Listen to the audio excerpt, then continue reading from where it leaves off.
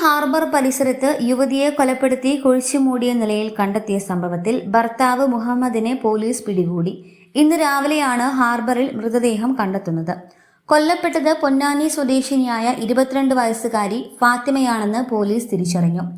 സംശയത്തെ തുടർന്നാണ് താൻ ഭാര്യയെ കൊലപ്പെടുത്തിയതെന്ന് പ്രതി പോലീസിനോട് സമ്മതിച്ചു.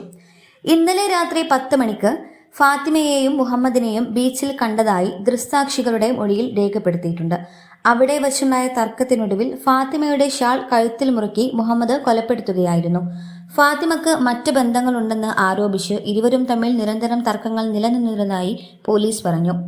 കൊലപാതകത്തിന് ശേഷം ഒളിവിൽ പോയ മുഹമ്മദിനെ പോലീസ് അന്വേഷിക്കുന്നതിന് ഇടെയാണ് ഇയാൾ റെയിൽവേ ട്രാക്കിൽ ട്രെയിനിന് മുന്നിൽ ചാടി ആത്മഹത്യ ചെയ്യാൻ ശ്രമിക്കുന്നത്.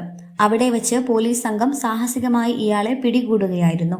ദമ്പതികൾക്ക് 4 മാസം മാത്രം പ്രായമുള്ളൊരു കുഞ്ഞുമുണ്ട്. News desk MTA news.